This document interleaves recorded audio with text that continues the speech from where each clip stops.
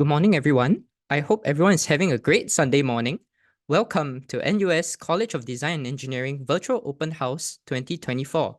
I am Elton, a current student in the College of Design and Engineering, and I will be your MC for today.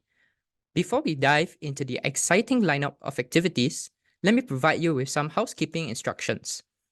First and foremost, please ensure that your microphones are muted throughout the presentations and use your official first name, so that we can get to know you. Secondly, if you have any questions, please use the Q&A box to post your questions at any point of time during this seminar. Please refrain from using the raise hand function as well. We have a great team of program representatives at the back end who will answer any of your queries posted in the Q&A throughout this session. Let me take you through our program schedule for today. We will first have a welcome address by our Acting Dean, Professor Leong, after which we will have an introduction to CDE's curriculum by our Vice Dean and Assistant Dean. Following that, we'll also be having a sharing on scholarships and our 4 second majors in CDE, namely Computing, Design and Engineering, Innovation and Design Program, Sustainable Urban Development, and Systems Engineering. From 10:40 a.m. onwards, we are having our respective program curriculum and student sharings. In CDE, we have a total of 14 majors, and in today's virtual open house, we have grouped them according to the 4 themes. In breakout room 1, we have Designing the Future, which consists of our architecture, landscape architecture, and industrial design programs. In breakout room 2, we have Reimagining Technology, consisting of our computer engineering, electrical engineering, industrial and systems engineering, and mechanical engineering programs. At 11:20 a.m. onwards, breakout rooms 3 and 4 will start. In breakout room 3, we have Creating Sustainable Innovation. The programs in this room are Civil Engineering, Environmental Engineering, and Infrastructure and Project Management. Breakout room 4 will be Impacting Lives. This room will have Biomedical Engineering, Chemical Engineering, Engineering Science Program, and last but not least, Materials Science Engineering. Kindly note that you do not have to leave this Zoom link to enter the breakout rooms for our respective programs. More information will be provided when the breakout rooms are open. Before we begin our sharings, please also scan our QR code to view our Discover CDE brochure, which includes comprehensive information about all the programs we offer at CDE. I will leave this slide on for a few seconds.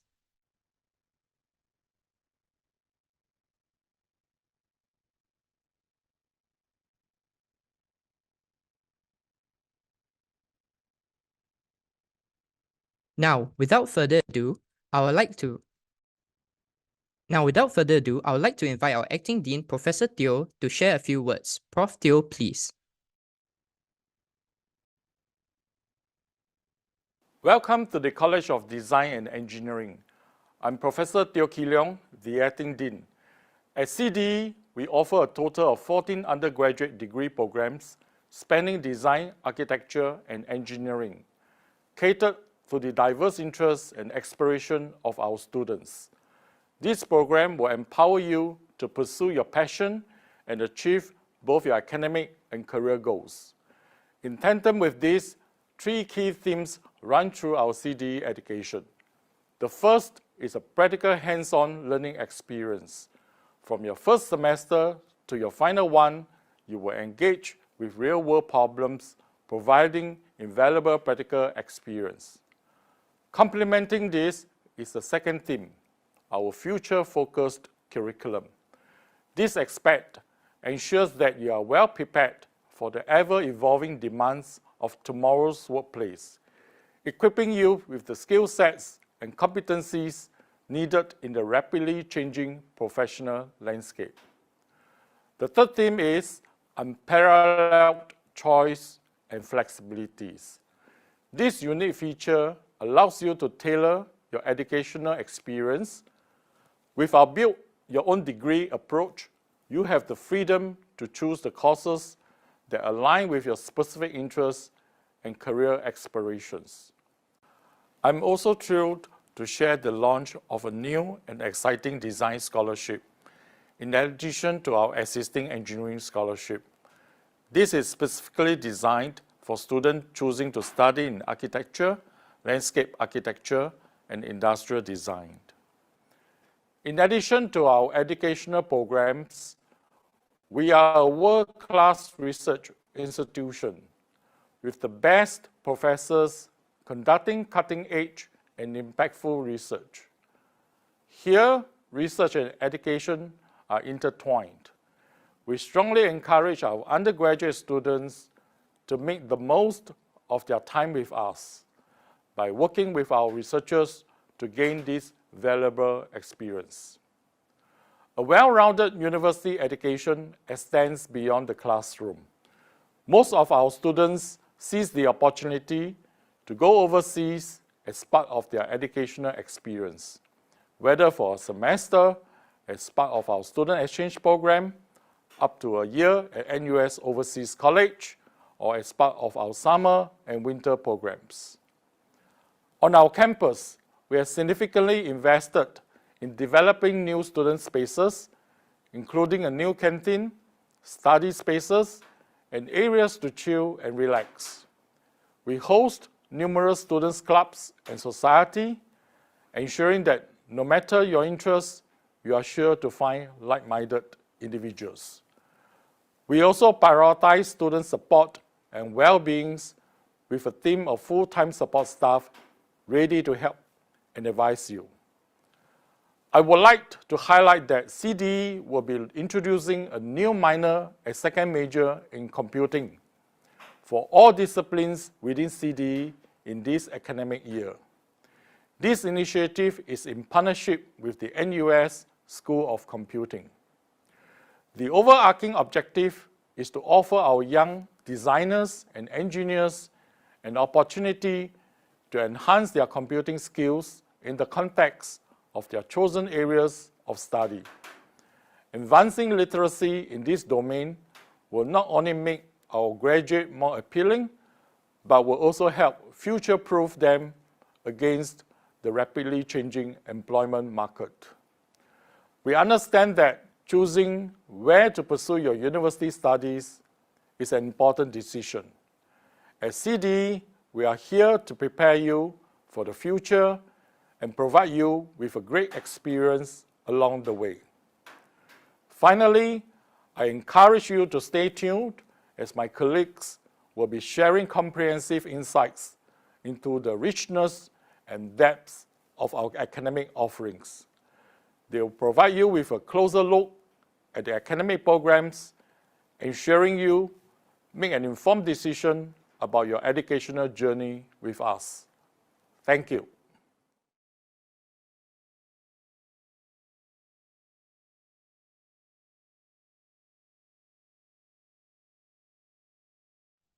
Thank you, Prof. Teo. We'll now move on the time to our Vice Dean and Assistant Dean, Prof. Martin and Prof. Chia, to share with you more about CDE's curriculum. Prof. Martin and Prof. Chia, please.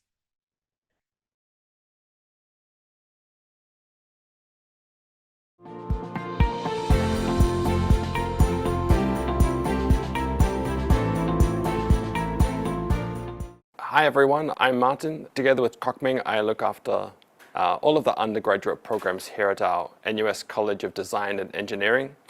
So I'm a biomedical engineer by trade, creating digital humans. Ming, you're quite different.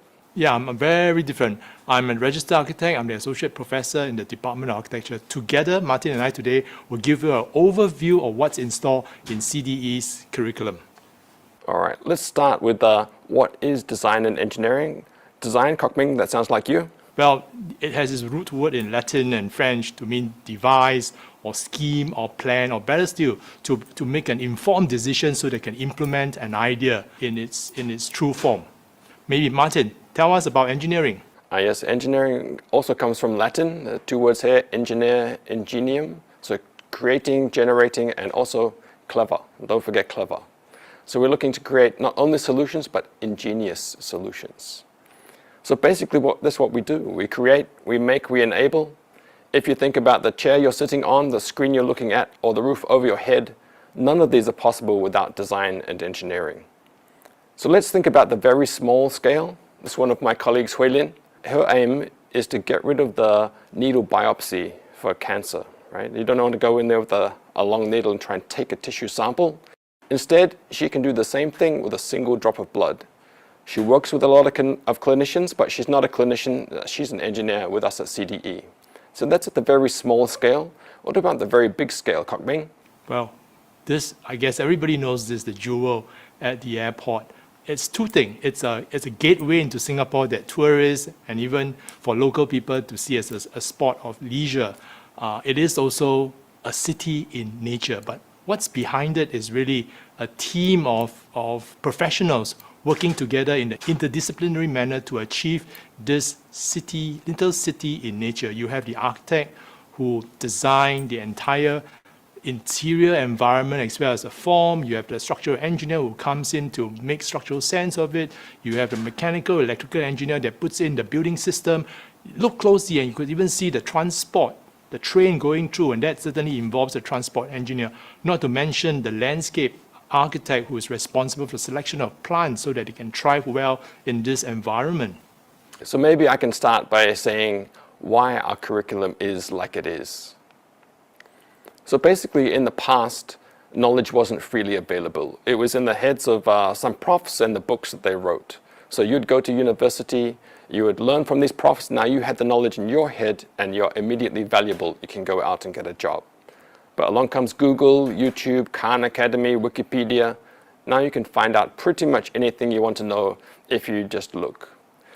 So these days, everything is immediate. The employers will say, can you code widgets? Can you make gadgets? If you can start on Monday. But a lot of the types of jobs that we currently have available will be eventually taken over by digitalization, AI, automation, robotics, this sort of thing. So you think, for those who are watching not yet at university, it's going to be 4 to 6 years time before you even start looking for a job. What are you going to see? Well, really still the open area where we can add value is in our creativity, right? What can you create? When we think about Singapore as a knowledge economy, we're not talking about what you know, we're talking about the generation of new knowledge and from that to create value.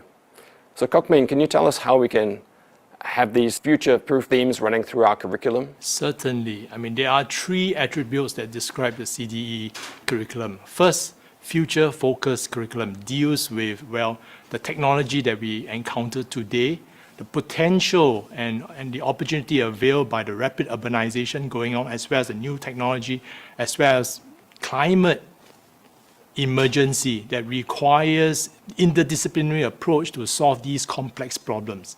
Next on the list is this practical hands-on learning. We work with industry so that we create authentic project-based learning platform that enable our students to understand real-life issues, real-life problems, and also the experience gained by the practitioners that collaborate with us. Last but not least, this unparalleled choice and flexibility actually works on the strength and the interest of students, how students could build their career, differentiate themselves in a cohort within our CDE curriculum. Right, so at the start of our curriculum, we have something called the Common Curriculum, which all of our CDE students take. It says 15 courses, but don't worry, you don't take them all at once. If maybe your parents, uncles, aunties went to engineering, for example, the old curriculum will say Maths 1, Maths 2, Physics 1, Physics 2. No more of that anymore.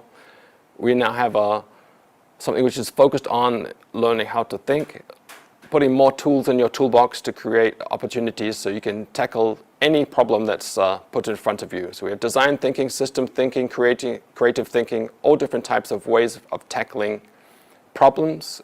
We also have our 21st century competencies, data and digital literacy. We have AI and sustainability in there, and throw in some communications and an integrated project to wrap it up.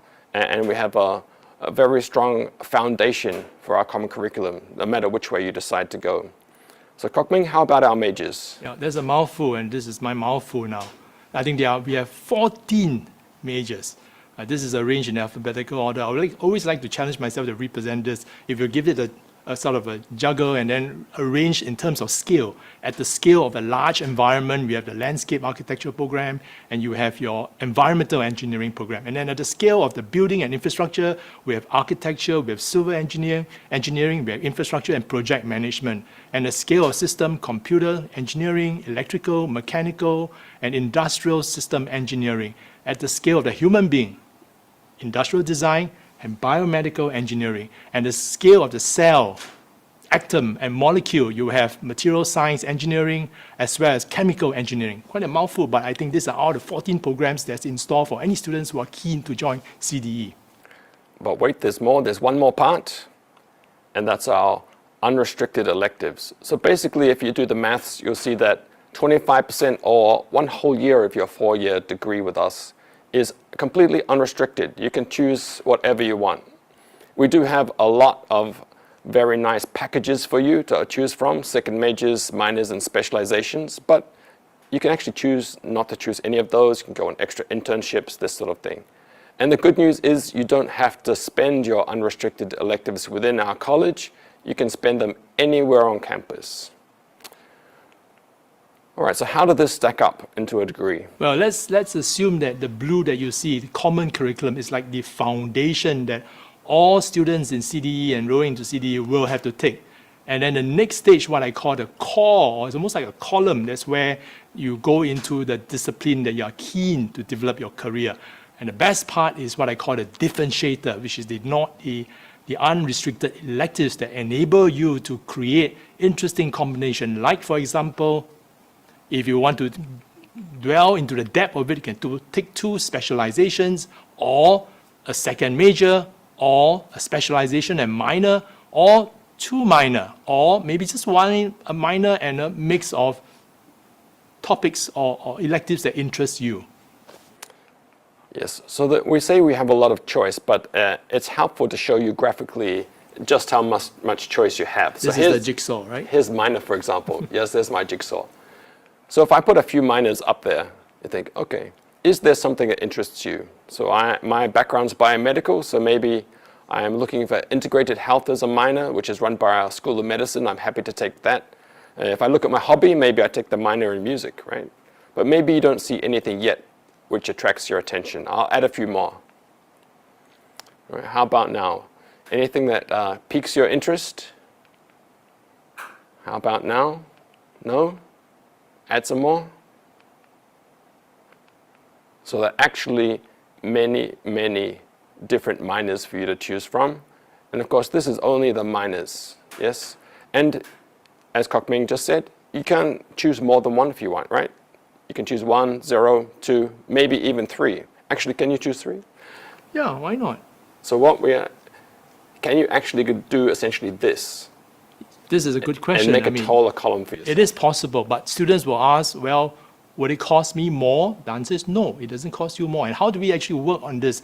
Well, some of these courses could be double counted, that enable you to take up more more courses within a shorter frame of time, and it doesn't cost you any additional dollars. Yes, so you only have to read 40 courses to get your degree, but if you want to read more, get more lines on your transcript, go right ahead. Show us what's next in the oven, fresh from the oven. Yes. So if you don't know what this is, you can ask your parents. It used to be that from design and engineering, many students would walk around with one of these sticking out of their backpacks, right? So this is actually a T-square used for drawing when you have to draw on paper with a pencil, but these days, all of our design and engineering looks more like this, right? We all do it on the computer. We do have some themes in our common curriculum in this direction and also in our majors, but we're very pleased that this year we have something brand new, which is we're offering a minor and a second major in computing, right? So this is being co-developed by us here at CDE and our good friends over at the School of Computing here. So this isn't a degree in itself. This is something that you take alongside your CDE to enhance it, right? You choose any of our majors, and then you can add on a minor or a second major in computing. So basically, there's 2 parts to the program. There's a core part, which is based on computer science and AI, so everyone will take those. And then we have a huge basket of electives, and you can choose which way you'd like to specialize within the computing field, right? And here's the key thing, only available to CDE students. So in order to access this, you must sign up for one of our CDE degrees. All right, there's some of you out there will also be interested in entrepreneurship. Here's a student that I taught, okay, I won't tell you how many, but many years ago now. He founded NUS's first unicorn, which means his company, PatSnap, is valued at over $1 billion US. Yes, came out of CDE, but he's hardly an isolated case. We have many, many startup companies coming out of CDE. To put things in perspective, we have a lot of these icons on screen, each representing a company. We found about this many companies every year, and a lot of them are coming from the students. So if you're interested in this, I'd highly recommend our Innovation and Design program, which also comes as a second major and a minor. All right, so our students are very entrepreneurial. Cockman, I'm sure they also win awards. Coming from both design courses as well as engineering courses. Right here, you could really sum them up to say is they are looking at the well-being of the environment, the well-being of everyone, and of course the well-being, specifically the eye. So you have right at the bottom, you have the recycling right scheme, where they are looking at how the bins could provide the right affordance so that you know what to dispose of in the right places for recycling. And then you have designs that look at how to sleep well, providing aromatherapy, sound therapy, and even modulating the light within the room, and even a safe way of getting water from the water cooler, and a device that you put in the fridge that ensures that your food is safe. And the most outstanding one here is what is called Home Eye Pressure E-Skin Sensor. It's actually like a glove with a special material that for glaucoma patient, where they can put it over the eye and it takes the reading of the intraocular reading. And that reading is being transmitted to the doctor, who could prescribe the right treatment to the patient. Best part of it is easy, it is painless, and it's very convenient. So these are the kind of things that our students challenge themselves to push the boundary of design as well as engineering. Yes, so that one won the James Dyson Award for international, not just for Singapore. So they did very, very well. That's fantastic. All right, so I would recommend that if you get the chance, do come and spend some time staying on campus, right? We have a lot of different accommodation options for students. So even if you live in Singapore, still highly recommended. And the choice of options really depends on what you want to put in and get out of your on-campus experience. So for the residential colleges here, right, UTown, Ridgeview Residential College, and NUS College, you will take some courses as part of the college program. But don't worry, they're not extra courses. We have a good deal with them, and they meld into the common curriculum. For student residents and hauler residents, there's not an academic component, and it really depends, are you wanting to do a lot of CCA activities, or you just like a place to stay, right? You can choose between them. Houses is quite new. Their focus for the houses is more like on well-being and pastoral care, so if that's what you're interested in, houses are very good. So if the parents can shut your ears, another good thing is you spend some time out of the house, you can learn to be a bit independent in a safe environment, and of course, if getting out of the house onto campus isn't far enough away from your parents, you can. We have far away places. So this is classroom outside campus. We have a student exchange program that we have tied up with over 40 countries in 300 plus universities. So each student will really get an opportunity in their course of study in NUS to have a student exchange program experience. And if those who are interested in startup, there is the NUS Overseas College, where we have these colleges almost in every continent. I mean, in Paris, in Munich, in San Francisco, in Silicon Valley, within Asia, you have in Bandung, Bangkok, Hanoi, and even Shenzhen. Of course, within your core courses, there are opportunities of field trips and study that helps to enrich and enhance your learning experience. All right. So now, here's the more, I guess, mundane. Hopefully we've excited you enough that you would like to come and join us here at CDE, College of Design and Engineering. Now it's about how do you do so. So everything goes through our Office of Admissions, or OAM. So if you Google OAM NUS, you'll find them. And if you want to join us in CDE, you'll need to pick one of these 5 options in the portal, right? So architecture, landscape architecture, industrial design, what we call interview courses. Computer engineering is a joint program with our School of Computing. But what if you want to do, say, mechanical engineering? You don't see it here. Well, it turns out that this engineering thing in the middle here is actually covers the other 10 engineering disciplines. We call it a common admissions system. So basically, for those 10 engineering programs on the right, we have a common admission requirements and a common admission standards. So if you choose this one in the admissions portal, you go to another page that says, which major do you prefer, right? You can choose only one. The reason is we guarantee your first choice, right? There's no need for a second choice. If you get in, first choice guaranteed. There's also the option to decide later, and this can be quite popular with national servicemen who are going away for 2 years and may change their mind while they're away. Of course, you can also change your mind when you get back. There's no problem as well. In terms of what you need, I won't spend too much time on this because it's also on the Office of Admissions website, but the right column in the next few slides never changes. Architecture, industrial design, landscape are all what we call interview courses. That doesn't mean you necessarily sit face-to-face across the desk from someone. I know for industrial design, you have to make a Velfie, right, a video selfie, and send it into them, for example. For computer engineering and engineering, we will interview you for scholarship and maybe borderline, but most people we won't be interviewing, okay? So the key things are, for our interview courses, all of the joining words are or, right? So you look at this big long list, they all joined up by or, so you only need one of those, yes? For engineering, computer engineering is an and, so you need maths and physics, chemistry, or computing. For engineering, the common admissions, the 10 majors there, you just need maths, that's all.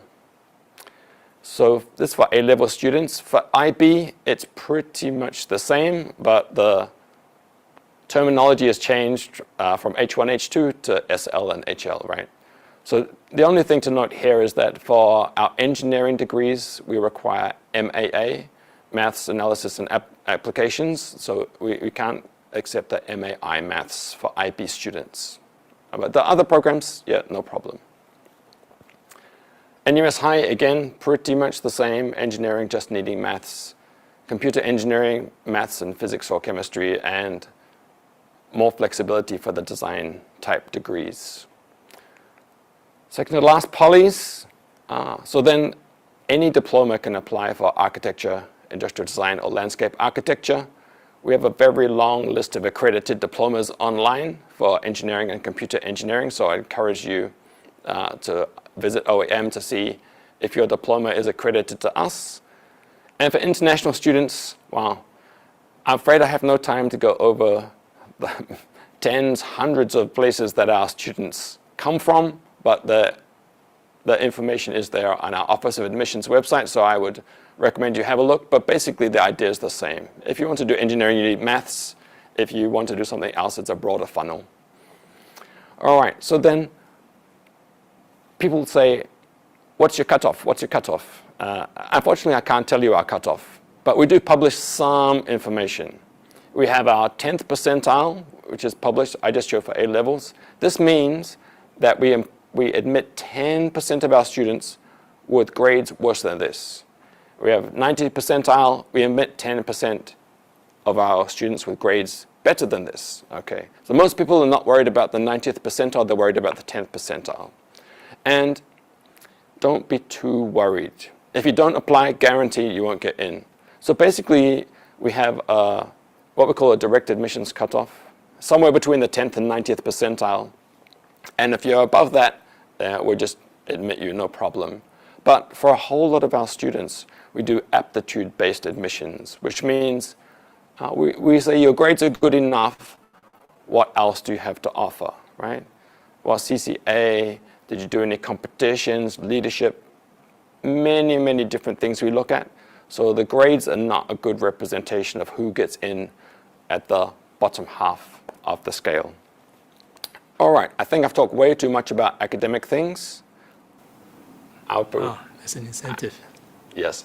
Now for the one incentive. So please stick around for the talk after this. It will go through a lot of our scholarships. I've been told not to talk about scholarships, leave it for them. But one thing I do want to mention is our CDE Masters Award, because it's quite new. You think, why am I talking about masters? So the idea is that we identify top students at the point of undergraduate admission, and we make a commitment, we invest in you to say we want that longer relationship with you. We will pay for your masters with us, right? There's no obligation on your part, obligations all on us. So the key things are, you need to be local, and you need to choose one of our engineering common admissions majors to do this. And then we can give you this award, and when you finish your bachelor's, go out to work, maybe part-time, you can do your master's and choose from any one of these on the list, right? Okay, Ming, there's much more to life than study. Yep, never a dull moment.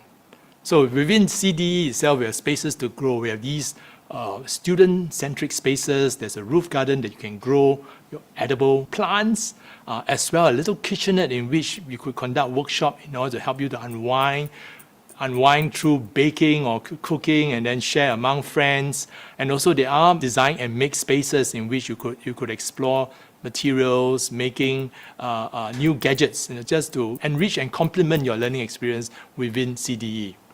We're going through a lot now, have aircon as well. Yeah, of course. It helps to de-stress, right? And of course, at a larger scale on a campus, it's really not just about study. I think there's always this play, friendship, living on campus, and this wonderful green environment. It's almost like a city. I mean, you have a music conservatory, you have the art center, you have the museum, and just outside the campus, you have the supper stretch, which is really 24 hours of food provision to all students who wants to have a nightlife. And then on that note, really, I hope Martin and I have inspired and enthused you to really consider joining CDE. On that note, we look forward to see you. Thank you. Bye-bye.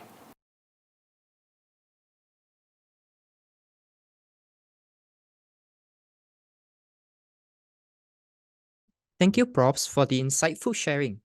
A gentle reminder to the attendees, if you have any questions, please feel free to use the Q&A window to post your questions at any point of time during this seminar.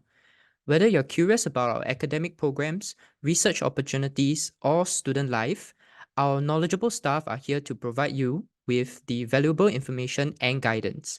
Now, we'll move on to the next segment, which I believe many of you might be interested in. Prof. Alberto and e-scholar Mervyn will share more insights into scholarships in CDE. Prof. Alberto, please.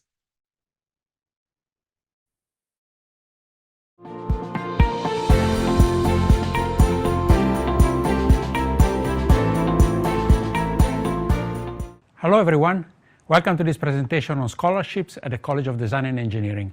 I'm Alberto Corrias, I'm the Director of the Engineering Scholars Program and the Design Scholars Program.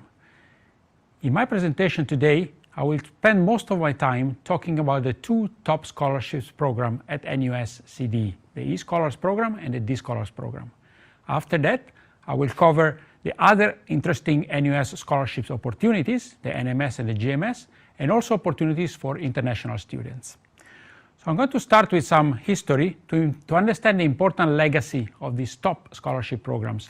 It all started back in 2009 with the establishment of the Global Engineering Program, which was launched with a clear intent of attracting top talent to the engineering disciplines. The program was revamped in 2019 by adding interesting benefits for the scholars. The program was renamed as Engineering Scholars Program or E-Scholars. In 2024, the program was expanded to include students pursuing design degrees, architecture, landscape architecture, and industrial design. Those students will be named D-Scholars or Design Scholars. So let's see the characteristics of these two programs, starting from the E-Scholars program. The overall structure of the program is a 3+1 structure. What does 3+1 mean? The students will study their bachelor degree. Instead of the normal 4 years, it's accelerated into 3 years. In the fourth year, they will read a master's degree.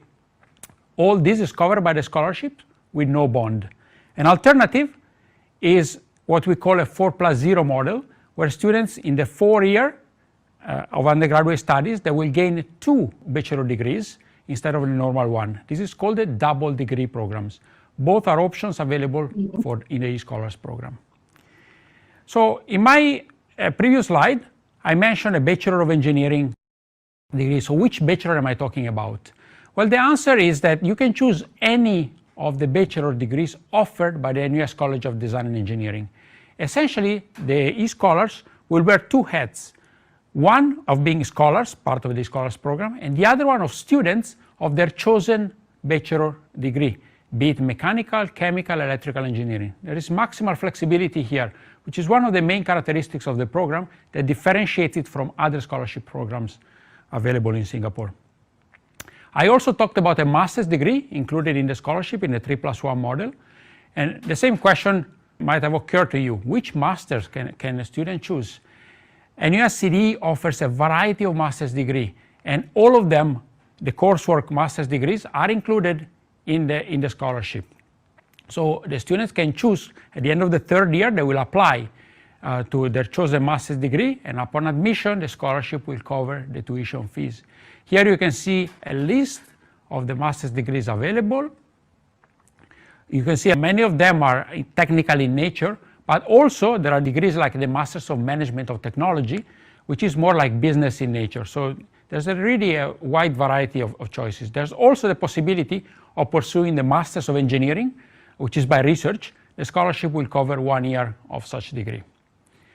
Now let's come to the other flexible features of the program.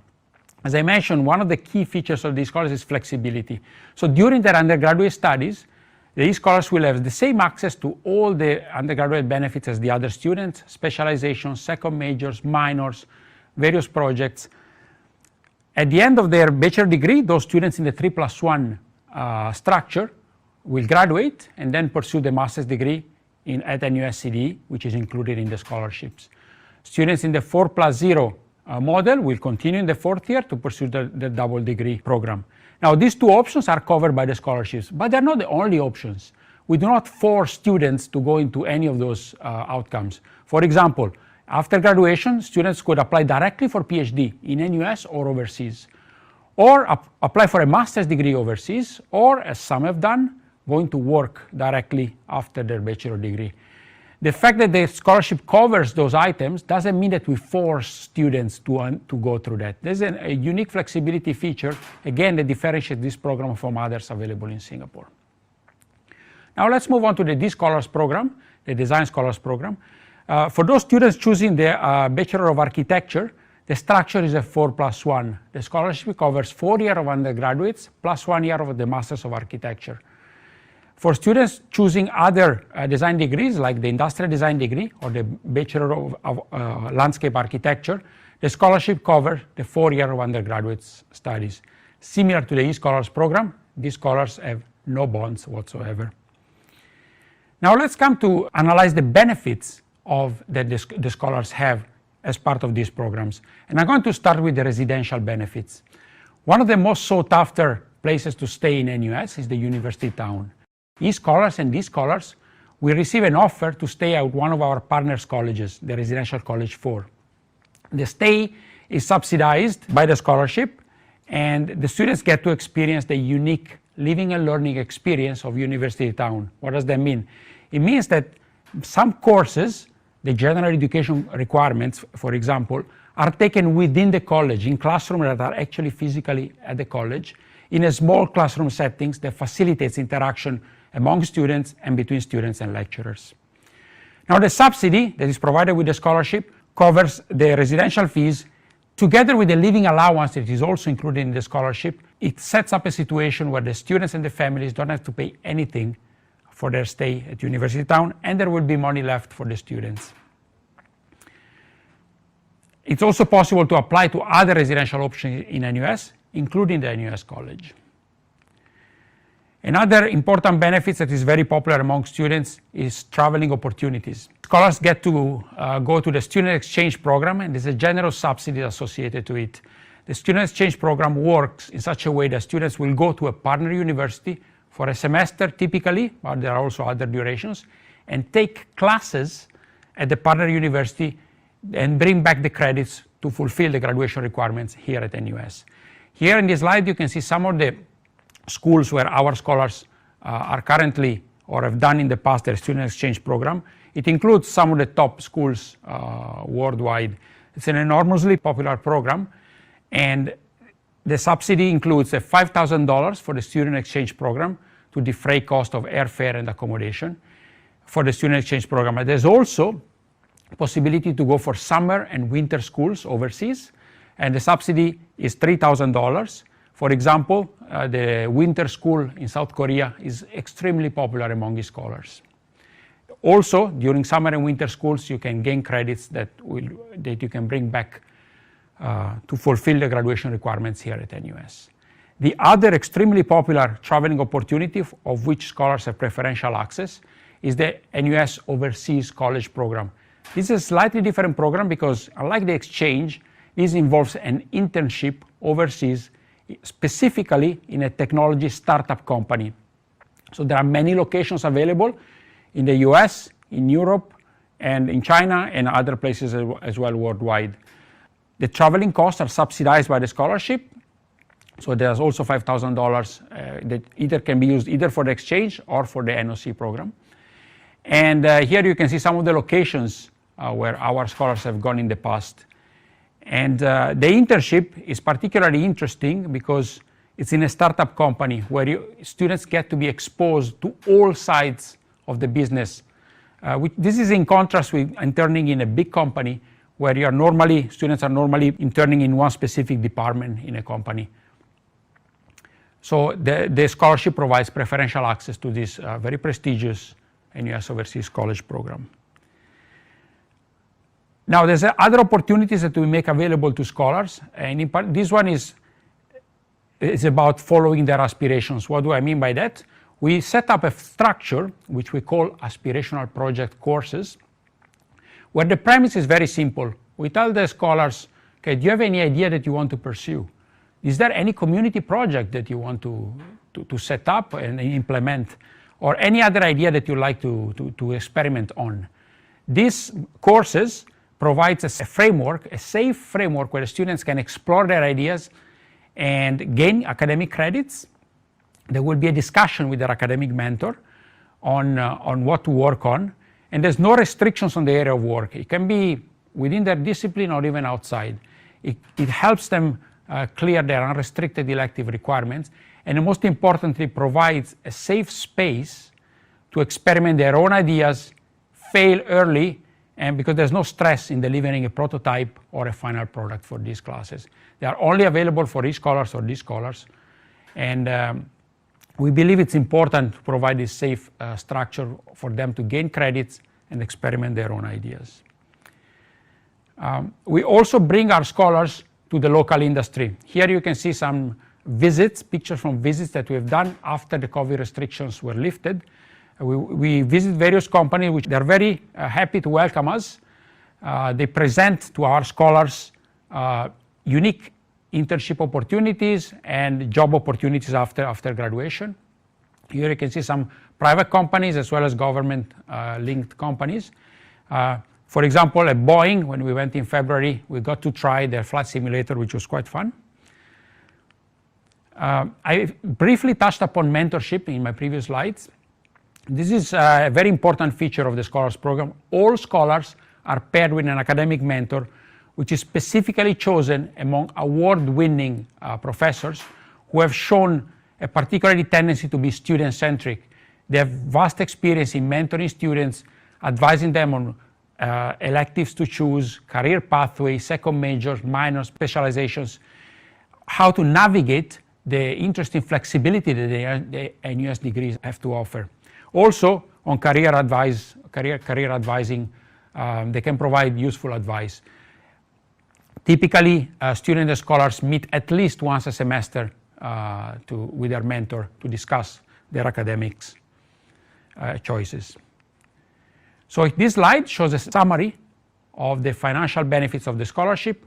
They provide 100% tuition fees with no bonds. The subsidized residential fees is for university town is for 2 years, which combined with the living allowance, which is $6,000 a year, will cover the entire residential fees and leave some money left for the student. The subsidy for traveling, student exchange, or summer or NOC, and summer and winter schools add up to $8,000. And there's also a computer allowance of up to $2,000. Now we monitor closely what our graduates end up doing while they are with us. Here on the left, you can see the class of honors upon graduation of our students. The vast majority graduate with the honors of higher distinction. This is particularly important because if you remember, most of the students will undergo the 3+1 pathway where they accelerate their engineering degree between 4 years into 3 years. These numbers tell us that actually they are still excelling in their academics despite the acceleration. After graduation, we're particularly interested in figuring out how many of the students end up working in the engineering field. The majority do, and some of them go into further studies, whereas a minority of students work outside of engineering. Talking about employment, here you can see some of the private companies that our graduates of Scholars and GEP, the predecessor program, end up working. Here you can see in every area of engineering, the top companies and most sought after companies, we have graduates working there at the moment. Here, I point your attention to the Moderna logo. One of our graduates was at Moderna in Boston at the height of the pandemic, in the most dramatic moment of the pandemic, and he was the person responsible for the scale-up of manufacturing of the Moderna vaccine and worldwide distribution of it. He was a Singaporean and a graduate of our program. Here you can see some of the schools where our scholars do graduate studies after finishing the eScholars program. Here you can see some of the most prestigious schools worldwide. And here I point your attention to the Duke NUS Medical School. Some of our graduates choose to go for a medical school, a graduate medical school here at Duke NUS after finishing the eScholars program. Also, of course, many of our graduates end up in government agencies or start their own company, as you can see at the bottom right here. This slide shows a summary of the two scholarships I've been talking about, the eScholars and the D-Scholars, the first two columns, compared with other scholarship opportunities for Singapore citizens. The third column shows the Global Merit Scholarship, and the fourth column shows the NUS Merit Scholarship, or NMS. Now, as you can see, the eScholars and the D-Scholars are the one with the highest benefits. They are the only ones that include the master's degree. And I also point your attention to some intangible benefits. There is not only academic advising provided with the eScholars and D-Scholars, but also administrative advising. We have a scholarship office that takes care of the scholars and help them navigate the intricacies of choosing classes in the NUS, navigating administrative issues like clashes between classes. If you ask any of the scholars, they will tell you that that's an extremely important help in their university life over here.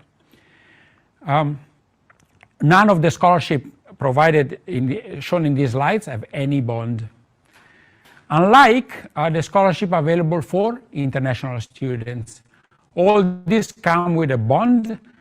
There are options for students coming from ASEAN countries, students from Asian countries, excluding Singapore, of course, and students coming from any other countries in the world. Here you can see their benefits and their various duration of the bonds. So how to apply? Well, for the engineering degrees, once you apply to NUS, there is an option that pops up after you choose any of the engineering degrees. The question is, do you wish to be considered for the Engineering Scholars Program? If you choose yes, your application comes to the Engineering Scholars Office, and we make a short list based on grades, and all shortlisted candidates are interviewed for the decision whether to make an offer or not. For the Design Scholars Program, is similar. Your application will come to us if you apply to NUS scholarships Okay, so the option to apply to NUS scholarships is actually encouraged for all students who are interested in any scholarship, including e-scholars.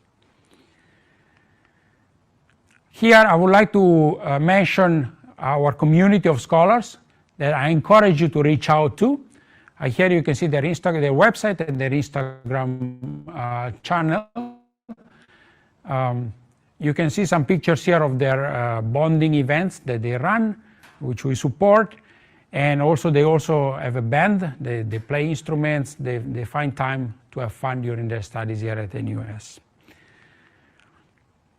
Here you can see some links to our website, the NUS Scholarships website, and also a link to the financial aid. I have not talked about bursaries in my presentation, but here you can see a link where you can find more information about it. I will leave this up for a few seconds. And these are links for more information, including an email where you can write to us for any further information you may need. That's all for my presentation. Thank you for listening.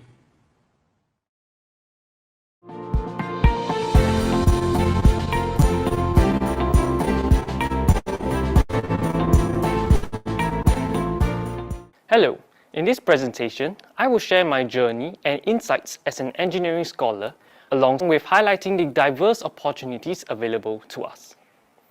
Let's begin with a brief introduction. My name is Mervyn, and I am presently a Year 3 electrical engineering student enrolled in the Engineering Scholars Program. As we embark on an accelerated academic pathway, this year marks the final year of my undergraduate studies. I currently hold the position of the co-president within the Engineering Scholars Student Committee. I am also an alumnus of Dunman High School. In 2018, I completed my education at Dunman High School, obtaining an A-level certificate. The following year in 2019, I secured a position to study engineering at another esteemed university. In 2020, my visit to the NUS Open House proved pivotal. There, I had the privilege of interacting with students and professors across various engineering disciplines. I was particularly captivated by the extensive array of courses offered by NUS Engineering. Furthermore, the Engineering Scholars Program piqued my interest due to its compelling program structure and opportunities. Motivated by what I have discovered, I applied to the NUS Electrical Engineering Program alongside the Engineering Scholars Program. I was shortlisted and underwent an interview. Presently, I am navigating the final year of my undergraduate studies while concurrently preparing for my master's degree. Beyond pursuing an accelerated educational pathway, I benefited immensely from the dedicated guidance provided by an assigned mentor, who assisted me in academic planning and offered invaluable career and life counsel. Moreover, I was afforded exclusive opportunities to engage with numerous companies, enabling me to expand my professional network and deepen my understanding of various industrial sectors. Engineering scholars are subsidized for international programs. I partook in a winter school session at the Corrias University in 2021, which offered me a glimpse into the experience of studying and residing outside of Singapore. This experience was so enriching that I subsequently enrolled in the Student Exchange Program, where I had the opportunity to attend classes at the University of California, Los Angeles for a semester. My time at UCLA was profoundly impactful, as it presented me with a challenge to learn both within and beyond the academic setting. Entrepreneurship has long been an area of keen interest for me. I embraced the chance to participate in the NUS Overseas College Program, where I did an internship at an Indonesian-owned biotechnology startup in Jakarta, Indonesia.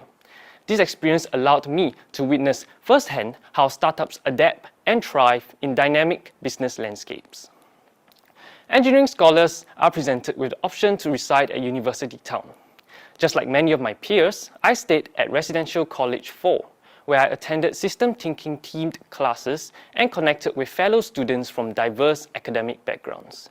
Additionally, I participated in a variety of recreational activities and interest groups that were offered by the college, such as table tennis, football, and many more. In summary, my educational journey at NUS as an engineering scholar has been nothing short of transformative.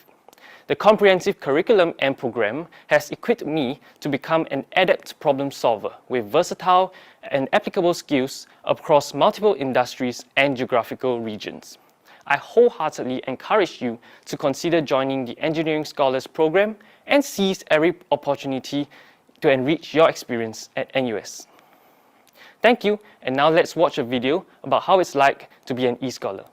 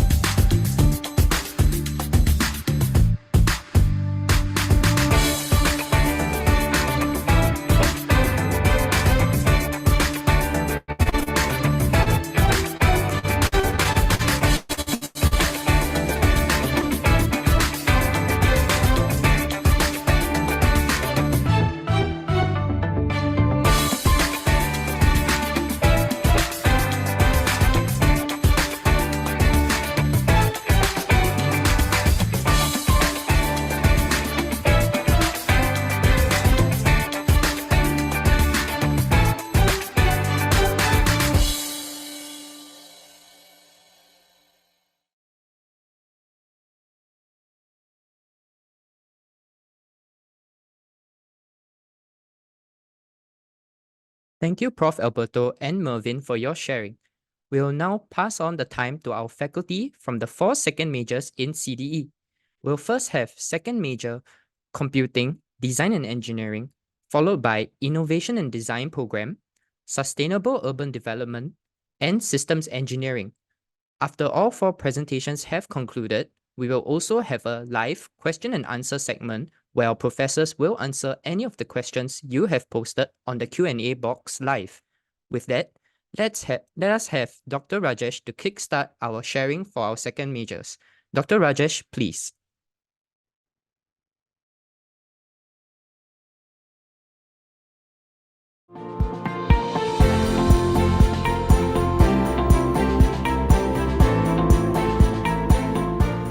Hello, I am Rajesh Panicker. Welcome to this short presentation on the second major or minor in Computing, Design and Engineering.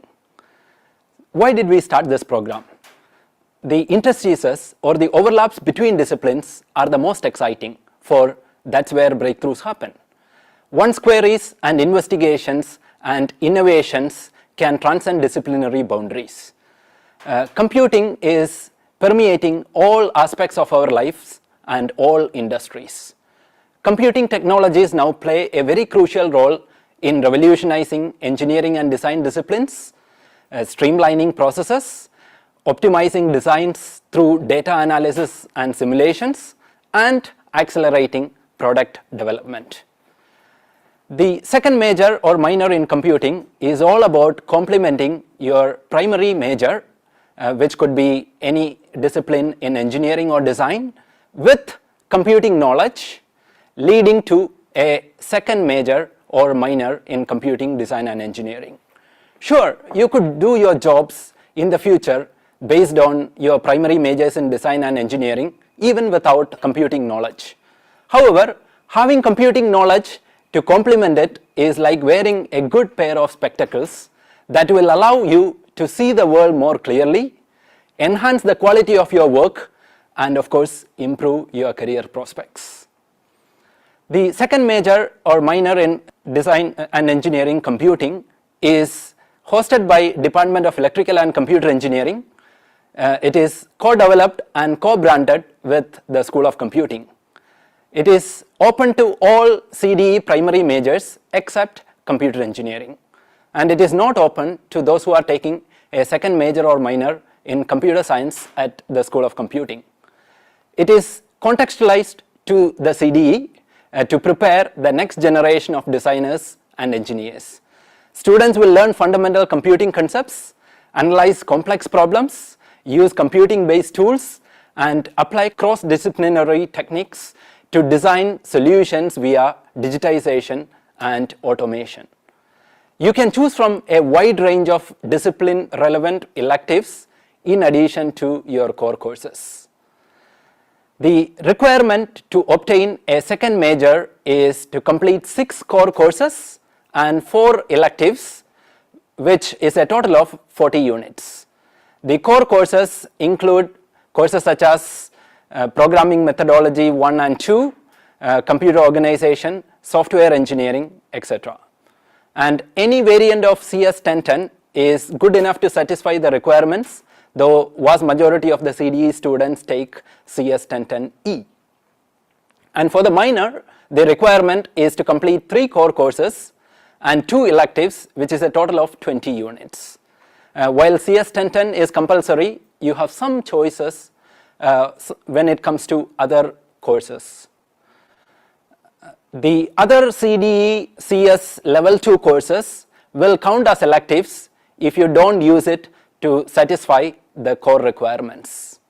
Computing serves as a powerful tool in engineering across various disciplines, facilitating design, analysis, simulation, optimization, and decision-making process, ultimately leading to efficient and innovative solutions in each field. Recognizing this, we have a wide range of electives to help you broaden your horizons.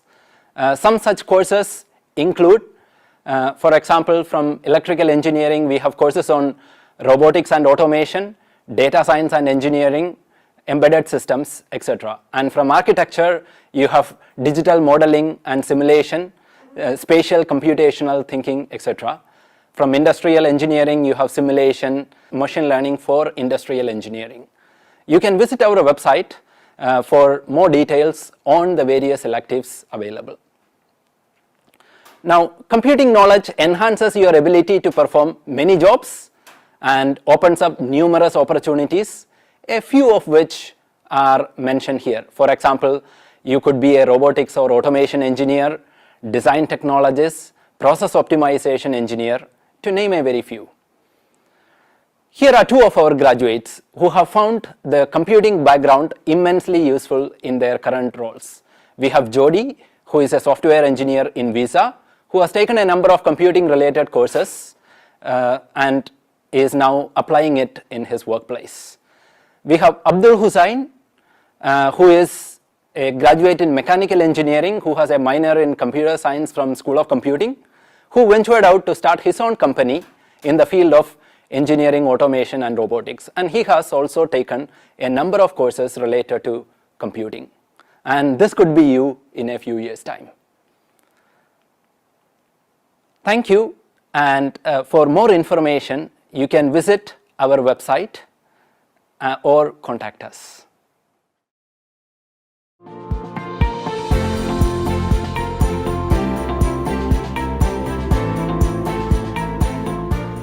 Hi everyone, I'm Dr. Yen, and I would like to tell you about the Innovation and Design Program, also called the IDP.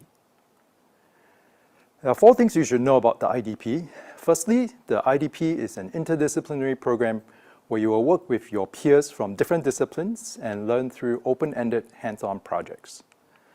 The focus of the projects will be to solve real-world problems, which typically require expertise in different areas. This will typically involve solving problems by designing, testing new products, services, and experiences. The Innovation and Design Program is offered as a second major or minor in Innovation and Design, which you can take along with a primary major from any discipline in NUS. So in the IDP, we think of innovation as being composed of 3 critical areas. First, we need to really understand what is desirable to customers and end users, what are their pain points, and how different solutions have to be integrated into their workflows. Second, We also have to understand how to create a viable business venture in order for the innovations to be sustainable. Finally, we have to find out what is possible with technology and what are the pros and cons of different technologies. We strive to be technology agnostic and try to identify the most suitable technologies for each problem that we're trying to solve. It is with these three areas in mind that we have structured the IDP curriculum to include a class on user-centered collaborative design, a class on value creation and innovation, and 2 engineering design classes that each last 2 semesters, where students apply the principles they learned in those 2 classes while they work on real-world problem statements. So in the design process, we actually emphasize different steps, including empathizing with the user, defining the problem statement, ideating to find solutions, and then we prototype and test, and we repeat the process again and again. So it's very important for us to actually get feedback from our users and find whether the solutions we are developing are actually helping them solve their problems. And so in here, we will be learning lots of different frameworks and tools and methods for understanding and creating innovations. So in the IDP, you'll be working on hands-on projects that have real-world impact. You'll be working with peers and mentors from different disciplines, including architecture and industrial design, arts and social sciences, computing, engineering, science, and even business. So some of the examples of projects that our students have been involved in include on the left here, a pre-crawler device for KK Hospital. This is to help infants with neuromuscular disorders actually move and get feedback. We have another project that was with SGH where we wanted to automate blood transportation between the blood bank and the operating theater. We also have projects, for instance, where the students are actually developing a electric race car. It's an F1 type race car, and they've actually been entering international competitions and been doing fairly well.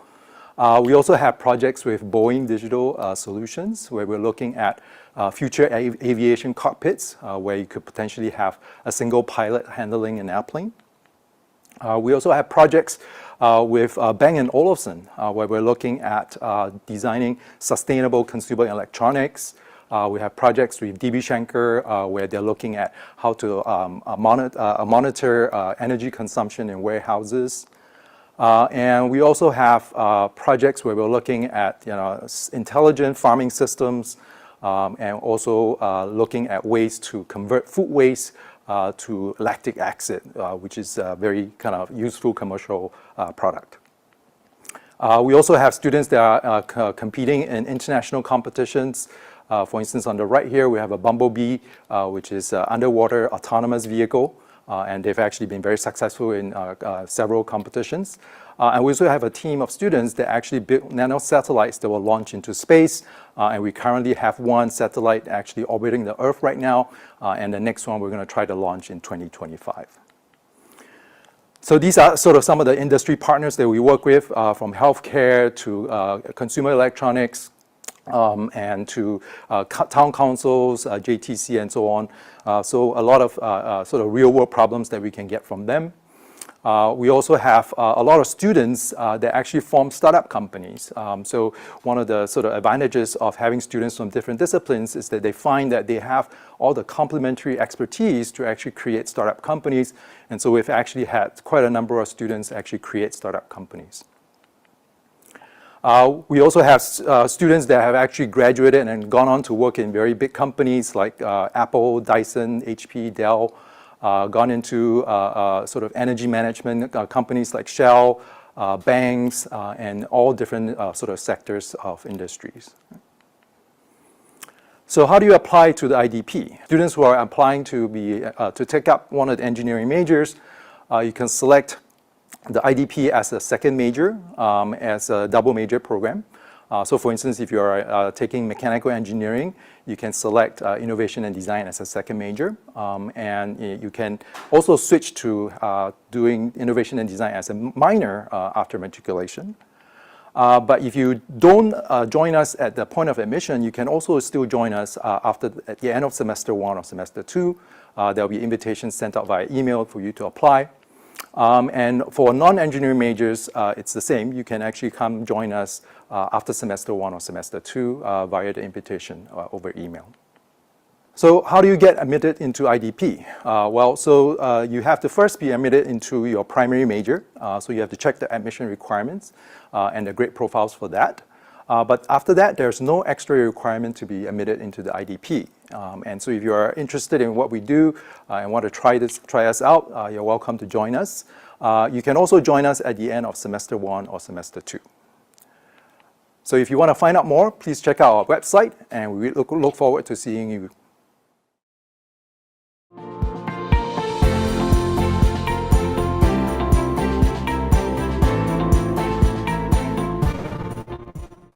Hi everyone, I am Professor Rajasekhar from the Department of Civil and Environmental Engineering. I am in charge of the second major, Sustainable Urban Development. One of the global challenges we have at the moment is to be able to achieve net zero carbon emissions by 2050 for a sustainable future. This initiative brings together two major themes which deal with sustainability and climate resilience. So we need to have an educational program that will address these two themes together to make our graduates future ready. So there are three distinctive features of the second major. First, it's stackable to any primary major that you currently pursue or you would like to do in the future. And the second distinctive feature here is that it's an interdisciplinary second major cutting across various themes, and it will also broaden your exposure to local, urban, and global challenges. And third, last but not least, you can do double counting up to 16 units, which means that you can also do a minor or specialization of your choice on top of the second major. So by 2050, we would have about 7 billion people or 10 billion people living primarily in cities, consuming a vast amount of limited natural resources.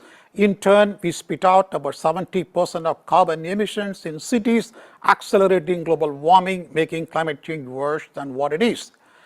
So basically, we have to decarbonize our economies, reduce pollution, and also minimize the consumption of natural resources, contributing to eco-prosperity.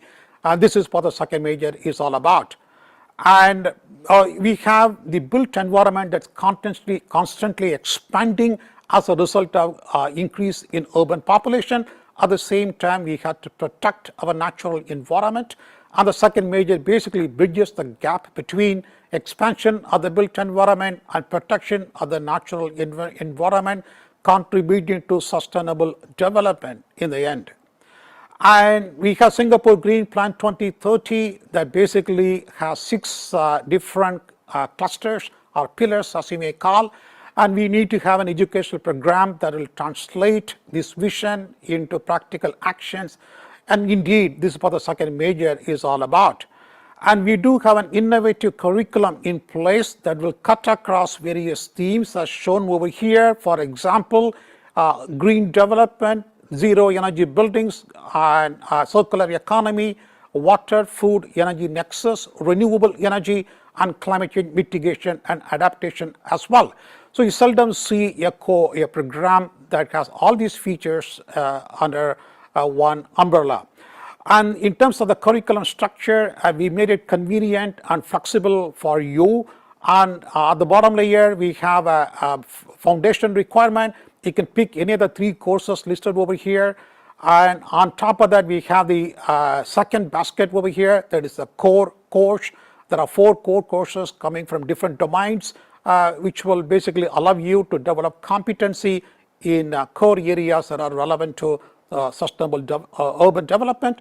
And then you have the third layer over here that basically has a basket of about 6 to 7 technical courses coming from different disciplines. You could pick any 3 out of the 6 over here. Then on top of that, either you can do a cross-disciplinary project or you can do some courses of your choice depending on what you wish to do. So by taking courses properly, you can do the double counting up to 16 units, as I mentioned earlier. So basically we have the technical depth being covered in the primary major, whatever you are studying, but on top of that you will also gain cross-disciplinary breadth as a result of the second major you would do in sustainable urban development. At the same time, you would also have 16 units being double counted. That gives you even more exposure to other areas of concern to you. So you can hit 3 birds with one stone. In terms of career prospects, there are many different career prospects that you could think of, all related to sustainability, and just a matter of picking the job of your choice rather than looking for a job. And Singapore would like to become a livable and climate resilient. Given this ambition, there are several ongoing initiatives that are at the moment in Singapore, all related to sustainability. So you would have many different job opportunities than you can imagine. And again, this projection comes from the Singapore government, and this was published in the Straits Times. So before I end my talk, I just want to show a video that is self-explanatory and that brings together the take-home messages related to the second major. So, you've heard about climate change, and you're concerned about its impact. The world is too. Companies everywhere are becoming more accountable for carbon emissions and sustainable practices. If you want to improve our planet while chasing your dream job, we've got something for you. The second major in sustainable urban development is a one-of-a-kind opportunity that allows you to make our world more sustainable, whatever your career path is. Now you can improve your career prospects without any increase to your school workload. It stacks with any primary major in NUS, and you can double count up to 16 units. It teaches you how to tackle complex climate change problems, such as net zero carbon emissions. When you complete the major, you'll be equipped with a set of skills that will set you apart. That means VIP access to careers like this, or this, and maybe even this. Man, that sounds cool. Current students say that it provides them with relevant future-ready skills, no matter where they plan to go. So yeah, climate change is kind of a big deal. But with the SUD major, you can discover your own way to build a sustainable future. Join us today.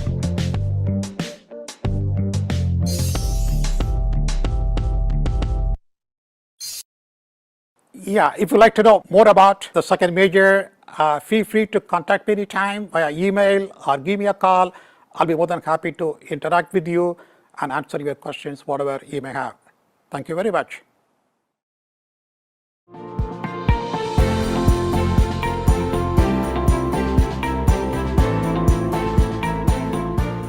Hi, I'm Associate Professor Cheah Seng. You can call me Aaron.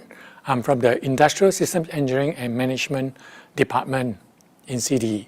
Today I'm going to talk about the second major in System Engineering, and I want to start off with, why do we need to take System Engineering, right? And you know that the world is getting more and more complex. The reason is because things are getting more and more interconnected through the IoT devices, and when things are connected, they become more complex. You generate new behaviors, and so how do you study such a behavior? And that's where the systems engineering major comes in. Secondly, you probably know that sustainability is the key word nowadays. Now, in system engineering, one of the key concepts that you learn is about life cycle, right? So when you look at life cycle, we look at starting from even getting the raw materials, how much, for example, carbon does it emit, down to when you develop a product and you use it, and then when you dispose it or you recycle it. So now, when you look at sustainability from this whole life cycle perspective, right, you take care of right from the beginning until the end. Thirdly, if you look at the fourth industrial revolution, and these are the 8 areas in the fourth industrial revolution, and you can see the one circle in red, which is system integration, is a key aspect of the fourth industrial revolution. And system integration is definitely key in the second major in system engineering. And if you look at the other two areas, the big data analytics and simulation, these are the topics that we will cover in this second major as well, and I will talk a little bit later on. So now, by taking this second major, you were equipped with the tools that you need for the fourth industrial revolution, especially from the system perspectives. We equip you with the tools to understand systems, to look at it, how system thinking applied to all the work that you may do in future as well. We also cover decision making using network information and data. Moreover, you get to know about new and advanced technological systems because you will take some system courses, which I will elaborate a bit more later on as well. Another reason is that it will actually help you to provide you with the pie-shaped competencies. You can see there's this T and pi in the diagram at the background, right? And when you are only belonging to one particular discipline, then you need to know a little bit more on the other disciplines and how can you integrate all the disciplines together as well. Okay. Another reason is it enable you to have stronger industry ties to the projects that you will do in this second major, right? And one of the focus that we have is actually to help those who are people with disabilities, right? So when we, for example, your system engineering project could be a project that how do you help patients with dementia, or how do you enable those who are blind to take a bus? Okay, so these are some of the more interesting projects that you may encounter. So these are the three groups of courses that you take in this second major. The one on the left-hand side are the core courses, and that's where the system engineering project resides in. And you also take the fundamentals in system engineering as well. In the middle, these are your elective courses. So courses like your decision making, your simulation, and all that, which I mentioned early on. You can choose to take them, or you can take two other courses such as statistics and so on and so forth. Finally, on the right-hand side, you have two system courses, which you could actually do them as part of the department that you come from, right? And in that case, then you can double count the system courses as well. If you choose to do a minor, you have to take all the core courses. The only difference is that your project is only one semester instead of 2 semesters. So when you take it, you can choose to take it when you first admitted to NUS CDE, and then at the end of the 5th semester. If you take it later than that, you will not be able to complete your second major within the 4 years of your education here. And you need to have a GPA score of at least 3.5. And of course, all these are subjected to approval and availability because you have very limited places. All right, if you need to know more information, this is the website that you can access all the information provided. Thank you.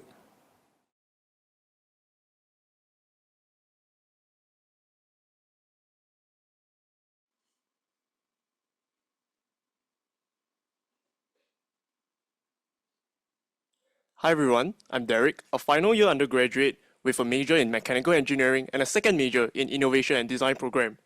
So whether you're considering adding a second major to your academic journey or simply just curious about the opportunities available, you are in the right place. So now, let's dive into our first interactive session of today's event, the live question and answer segment for the second majors. To kick things off, feel free to type your questions in the Q&A box, and our panelists and presenters will do their best to address them. Don't be shy, we are here to help. All right, we do have a first question from Clara David.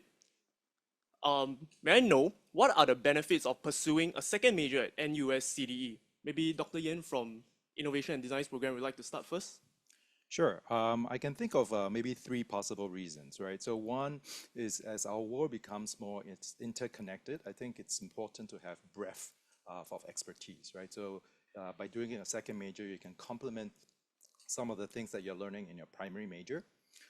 Secondly is sort of different learning styles, right? So some majors, for instance, in innovation and design, there's a focus on project-based learning, right? So if you are, if you don't like taking exams and prefer to kind of work on real-world problems, delivering solutions to industry partners, that might be something that you want to do more of, right? And thirdly, I think the opportunity with the second major allows you to network with more people, meet more students from other disciplines, and so in some of our cases, students who are interested in forming startup companies can actually find co-founders, right, from the second majors, because they have people from different sort of backgrounds who can actually complement each other to form a founding team. Right? Dr. Rajesh from computing, would you like to comment? Indeed, we are living in a world where we talk about a lifetime of careers rather than a career of a lifetime. So having more expertise in different topics is certainly extremely beneficial. Thank you, Dr. Rajesh. So following that, for sustainable urban development, who are the major industrial partners for the course? Is there any that you could highlight? Maybe we can have Prof. Bala to comment on that. Yeah, the second major, sustainable urban development, provides you with cross-disciplinary breadth in subjects of emerging interest. For example, how to let countries achieve net zero carbon emissions. So having said that, after you graduate, you will have an opportunity to interact with various sectors that will cut across transportation, power industry, and other commercial sectors as well. So the key question to answer here is how can you help companies achieve net zero carbon emissions? And so you will play major roles, for example, as being sustainability director, ESG specialist, and carbon footprint manager, and so on. Thank you, Prof. Bala. Maybe a question for Prof. Aaron from Systems Engineering. So can students from non-engineering backgrounds pursue the Systems Engineering second major? Do you recommend that? Well, yes and no. I think to some extent, it would be good. As engineering, you need to have some mathematics or science background. But I think if you think you can cope up with some of the courses that you take, then we welcome you as a student, certainly. Yeah. Thank you, Prof. Aaron. Maybe a follow-up question for the Innovation and Design program, Dr. Yen. So how can I apply for projects like the very famous FSAE or Bumblebee in Innovation and Design when studying at NUS? Well, so I think there will be a range of projects that you can get involved in. So for the FSAE, for instance, there's actually a boot camp that you go through, and depending on how you perform during the boot camp, you'll be selected. Bumblebee is very similar. There's also kind of a boot camp that the students will go through. But I think there's also opportunity for students to self-propose projects, right? So if you're really passionate about a project that you want to work on, that's something that you can come to us and we'll help you kind of craft sort of the scope so that you can actually do it, within, the time that you're given. So there are actually, sort of a lot of different projects that you can choose from, and, there will be, different types of sort of criteria, for instance, selection camps, boot camps and so on. But yeah, it's, there's a lot of opportunity. Yeah. All right, thank you, Dr. Yen. Next up, we have a question from Jamie Cole. So may I know, Prof. Aaron, what is the difference between doing ISE as a first major versus a different first major in systems engineering as a second major?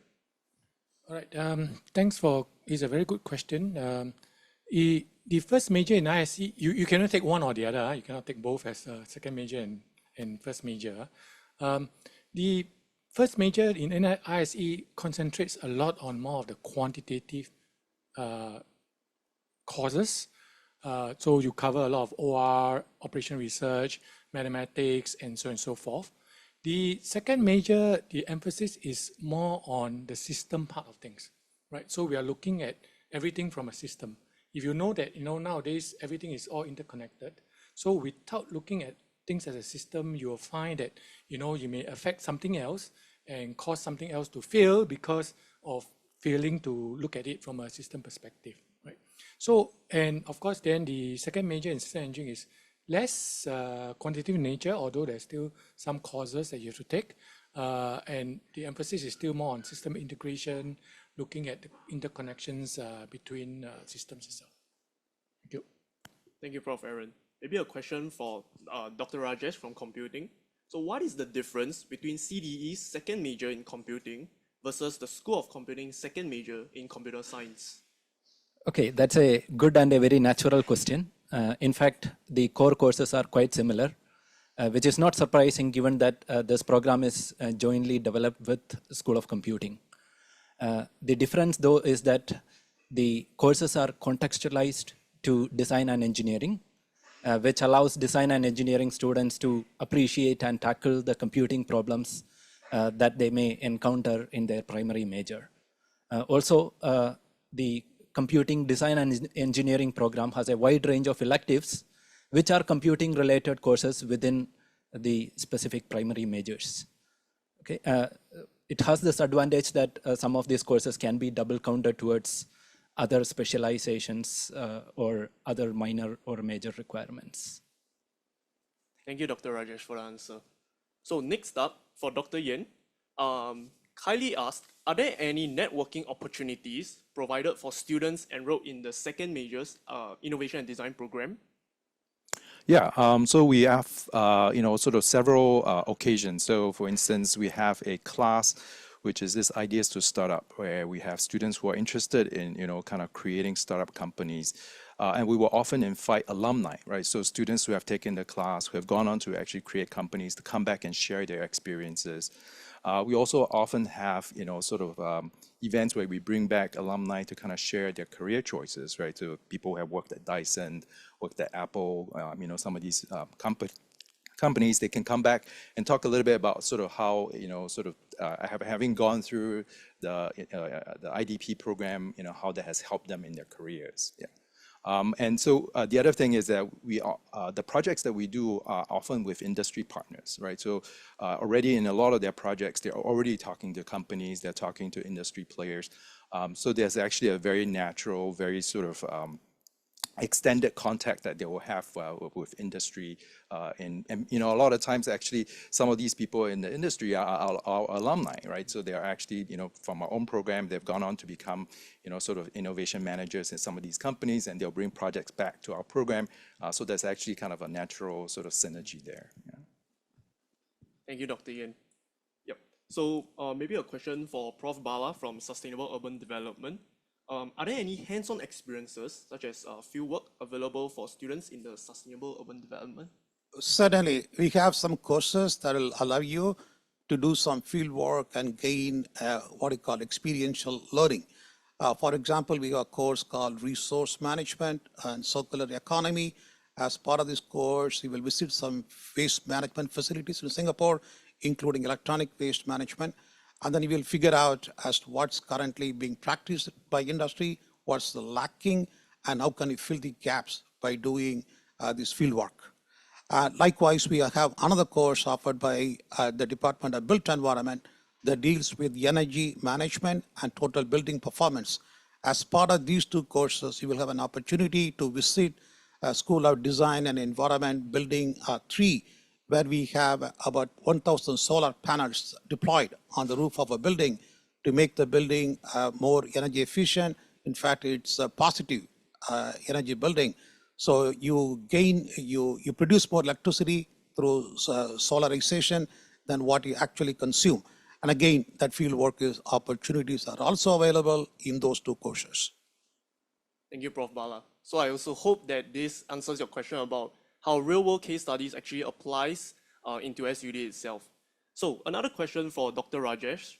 Joe actually asked on this very hot topic of artificial intelligence. So how does your second major integrate AI into your curriculum, or is it even possible to integrate it into it? In fact, one of the core courses is indeed related to AI or machine learning, which gives students a good starting point into exploring AI and ML further. And then the subsequent core courses make them well equipped to create programs and applications in a generic sense, but which can be specifically applied to artificial intelligence. And then there is a huge basket of electives, many of which are related to ML or AI, which students can choose to deepen their expertise in the relevant topic. Yes, thank you, Dr. Rajesh, for commenting on the very hot topic of artificial intelligence now. So, unfortunately, it looks like we are running out of time for today's live Q&A session. However, if you have any further questions or would like to learn more about our second majors program, feel free to visit our NUS CDE website. We'll now move on to the next segment for today's program, which is CDE 14 Majors Program, Curriculum and Students Sharing. I will now pass the time back to Elton to share more details. Elton, please.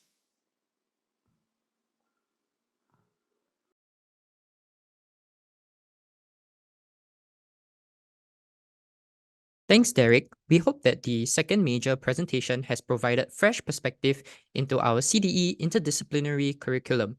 Our next segment will be the program sharing for all our 14 CDE primary majors.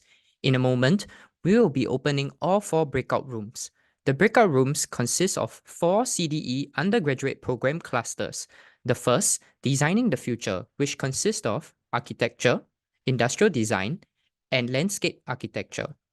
The second room will be Reimagining Technology, consisting of computer engineering, electrical engineering, mechanical engineering, and industrial and systems engineering. The third room would be Creating Sustainable Innovations, consisting of civil engineering, environmental engineering, and infrastructure and project management. And lastly, we have Impacting Lives, consisting of biomedical engineering, chemical engineering, engineering science program, and materials and science engineering. Breakout rooms 1 and 2 will start promptly right after this at 10:40 a.m., while breakout rooms 3 and 4 will start slightly later at 11:20 a.m. For those of you who are new to Zoom breakout rooms, let me quickly guide you through the process. For those tuning in on a laptop or PC, at the bottom of the Zoom, you should be able to see the 3 dots. Click on it and select Join Breakout Room, after which you may select the room you would like to enter. If you are using a mobile device, select the Join Breakout Room icon and then select the room you would like to enter. If you would like to jump between the rooms, the steps are the same. However, if you would like to exit all breakout rooms and come back into the main session, you may do so by selecting Leave Room at the bottom right, followed by Leave Breakout Room. Please do not select Leave Meeting, as that will mean exiting the virtual open house entirely. If you encounter any technical issues or have trouble joining a breakout room, please don't hesitate to reach out to our support team via the Q&A window, and one of our moderators will assist you promptly. In addition, in the breakout rooms, we also have a great team of program representatives at the back end who will answer any of your questions posted in the chat window throughout this session. Now, without further ado, we'll be starting the breakout room.